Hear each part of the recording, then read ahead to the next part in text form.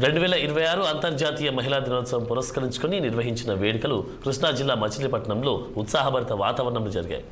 మహిళల ప్రతిభను వెలికితీసే లక్ష్యంతో ఏర్పాటు చేసిన కార్యక్రమం అందరి హృదయాలను ఆకట్టుకుంది.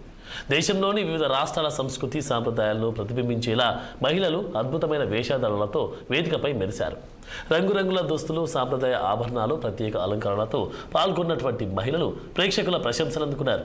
ప్రతి రాష్ట్ర ప్రత్యేకతను చాటి చెప్పేలా చేసినటువంటి ప్రదర్శనలు కార్యక్రమానికి ప్రత్యేక ఆకర్షణగా నిలిచాయి. ఈ వేదిక ద్వారా వందలాది మహిళలు ఒకచోట చేరి పరస్పరం పరిచయాలు పెంపొందించుకోవడంతో పాటు వారిలో చైతన్యం, ఆత్మవిశ్వాసం, ఆనందం నింపే ప్రయత్నం చేశామని నిర్వాహకులు తెలిపారు. మహిళల ఐక్యత, సామర్థ్యం, సృజనాత్మకతకు ఈ కార్యక్రమం నిదర్శనంగా నిలిచిందన్నారు.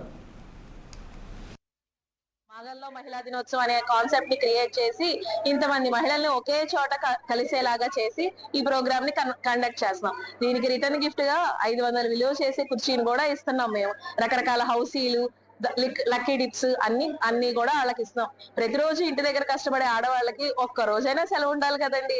దానికోసమే ఈ మహిళా దినోత్సవం. అందుకే మేము ఎప్పుడు దీన్ని వీకెండ్స్ లో అస్సలు కండక్ట్ చేయం, ఖచ్చితంగా వీక్ డేస్ లోనే కండక్ట్ చేస్తాం. తెలియాలని చెప్పి చాలా బాగా కండక్ట్ చేశారండి. మహిళలుగా మేము అంతే ఇదిగా స్పోర్టివ్ గా తీసుకుని పార్టిసిపేట్ చేశాము. నాదైతే థీమ్ గోవా అండి. గోవా అంటే జనరల్ గా వేరే ఆలోచనలు ఉంటాయి, కానీ లేదు, ఇది ఒక ట్రెడిషన్ మన అందరూ చూడాలని నేను వేసుకున్నానండి.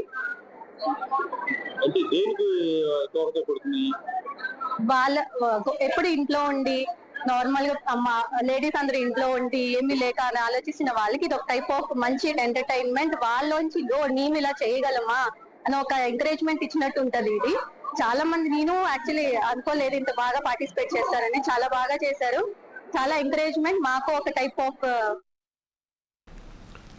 ఇవి bulletin updates. Keep watching 6 TV.